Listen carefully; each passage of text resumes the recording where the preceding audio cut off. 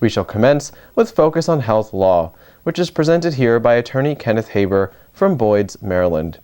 The questioner here is Attorney Ramesh Khurana, who is the Chief Immigration Attorney at the Khurana Law Firm.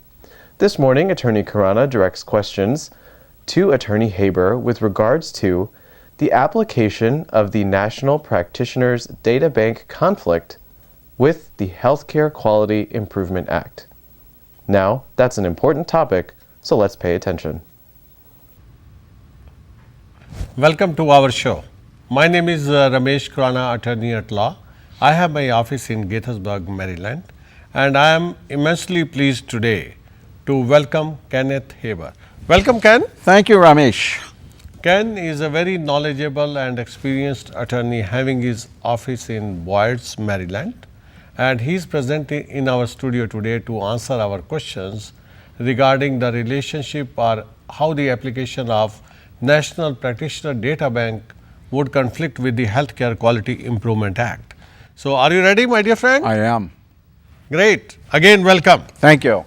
Now, what is the Healthcare Quality Improvement Act and what are its main two components? The Healthcare Quality Improvement Act was enacted by Congress for two main reasons. There was a number of provisions, and obviously, and one was to establish, certain standards that, if complied with, would give immunity to not doctors, but to the peer review doctors, and the different organizations, quality improvement activity, peer review activity, and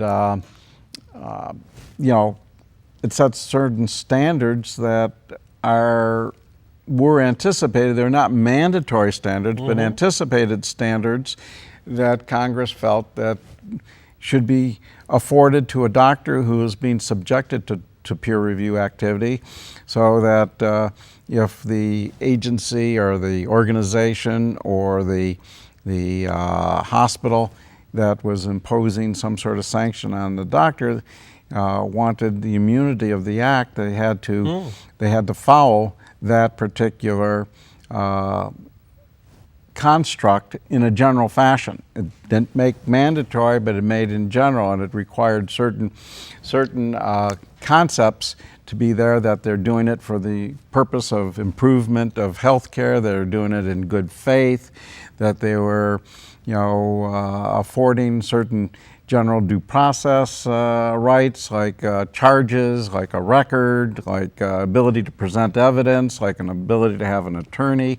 So they created different concepts there that were general concepts that if the hospital or society complied with, that they'd be afforded immunity from lawsuits under the federal system. Okay. A big exception, of course, was if there were charges of some sort of violation of civil rights, then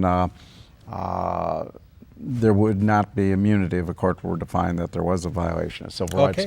But that's one side of it. Oh, that's one side. That's one side. Yes. The other side is the data bank, the National Practitioners Data Bank, because a lot of doctors would skip from state to state, and to avoid being held accountable. So if they did some malpractice in one state, they'd go to another state. Well, Congress established the data bank with the anticipation that people who got data banked would have been data banked after a process in compliance with the Healthcare Quality Improvement Act, of all these different type of due process concepts. So this has basically data about the physicians who may be working in multiple states.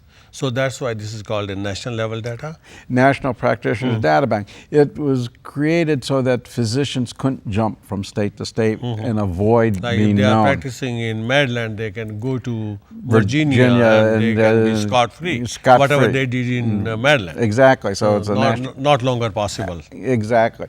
But by the same token, Congress anticipated that before you would be data banked, that you would have been found to have done something significantly wrong through the implementation of these concepts, these due process concepts, and good faith concepts of the reviewers. And there's the conflict, because of the fact that the reviewers are often motivated by economics nowadays, and it's not in good faith, and they may not even be giving the person the due process concepts that they're supposed to be afforded. And then the data bank itself doesn't want to look at those issues. I mean, you're talking about God knows how many hundreds of thousands of cases going into the data bank. If they had to look at those issues, then they would have a great deal of work to do that, they probably aren't even funded to do. So Congress had a good idea, but then it dropped the ball because there's certainly no insufficient funding actually to do the job that needs to be done. And therefore that somebody can get data banked and blackballed across the country with not having had proper due process, and the data bank doesn't want to look beyond whatever the hospital finally says that happened. They don't want to. They don't want to examine it. Now, I've had 3 successes in getting around that, but not getting around it, but dealing with that. And it's the type of situation that often a client doesn't have the funds to be able to afford an attorney who knows what they're doing to get themselves out of the data bank. But it's a very challenging situation. It's a very challenging situation. Once you are data banked, right? It's a very challenging situation. Once you're data banked, then everyone just assumes you're PIRA, and you lose your referral network. You lose the private pay, the government pay. They drop you like a hot potato. The hospitals don't grant you privileges. Employers don't give you work. Because while it's considered a secret type of system, and that not anybody can get into and see what's in there, anytime you want to apply for work, anytime you want to apply for third-party payers, anytime you want to apply for privileges, you got to sign a form that says, I grant you permission to check the data bank. Right. So, people are blackballed when they're into the data bank, and the data bank just doesn't have any real concern about trying to determine if, in fact, there was a legitimate basis to take action against the person in the first place. They're just assuming that the hospital's telling the truth.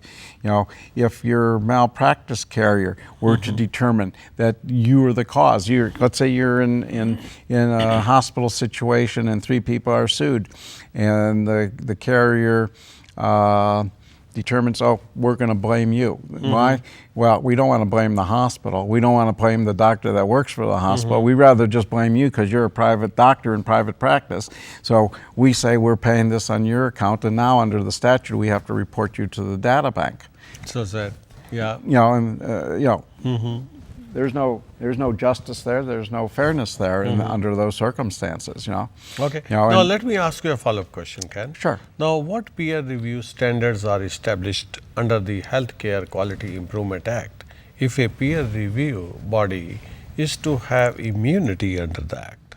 It has to be operating in good faith. That's the very, very first part. Oh, really? Yeah. If it's not operating in good faith, now how do you prove lack of good faith is a big issue. One of the things is what sort of protections are they affording you? Are they giving you the rights?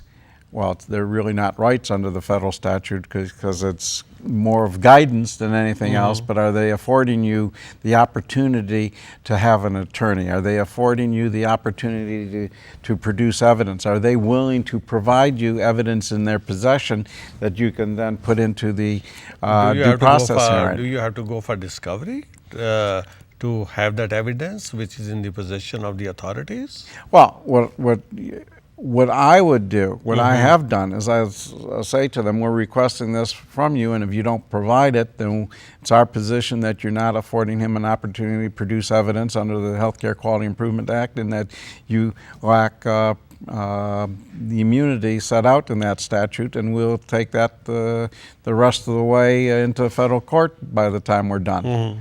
You know, so I'll make it almost like a due diligence demand to them that they have to do this, and they're on notice, et cetera, et cetera.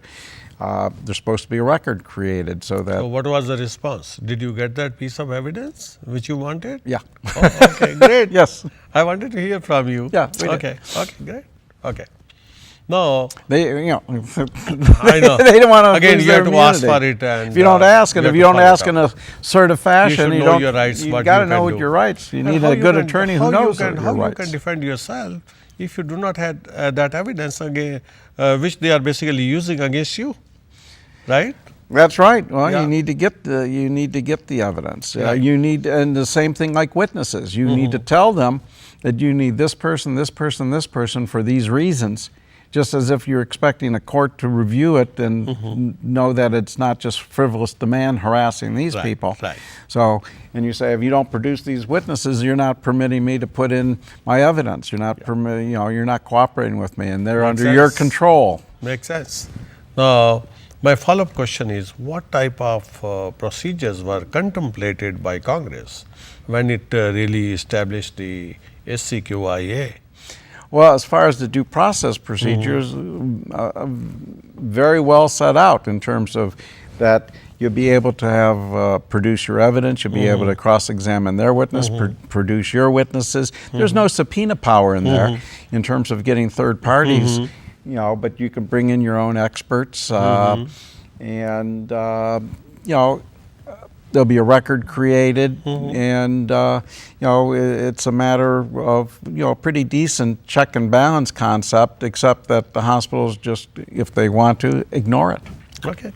Now, tell me, what peer review procedures and motivation does the NPDB databank staff look for when a physician challenges his being entered in the database? I know you did talk about this issue a little bit you know, first. they really don't want to look at anything. You know, now I Oh, you had. mean they say our decision is final? They say the hospital's decision's final. Decision is final. You know, final. Okay. You know, I had a case where, after I had sued them in a prior case and prevailed, in terms of getting the government to force a hospital to change its record. We were thrown out on statute of limitations grounds, but you know, we got the results anyways.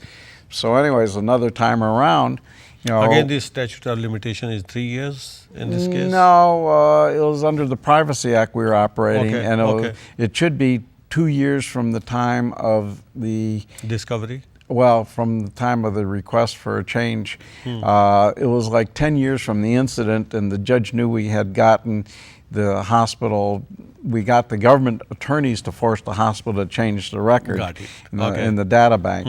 But in any event, That's interesting. yeah. So this next time around, we said that this group was just a medical practice, and they had no due process. And you know, we're here, and we did this prior case, and what you going to do about it? So then they went to the medical group, and they said, "Where are your due process procedures?" Medical group says, "We have no due process procedures." So, you know, if nothing works, lack of due process, right? Well, if they don't have the procedures, at least, Right. you know, then they can't give them. But you know. due process allegation Yeah, well, always yeah. So works. you know, well, they weren't going to look behind it. If they produced it, then we probably would have had to sue. But they didn't. The hospital, it wasn't a hospital, the medical practice, it was a 100-doctor medical practice, and they thought they could be big bullies. Sure. And so when they didn't even have due process procedures, written procedures, then they couldn't even comply with the procedures. So then the data bank knew they better force them to change. Now the data bank takes the position that they can't change what's in there. It has to be the entering agency. But when the government agency tells a medical practice, you better change it, then, you know, I mean, like, this is from the same agency that, you know, it's HHS, and CMS comes from, Medicare comes from it.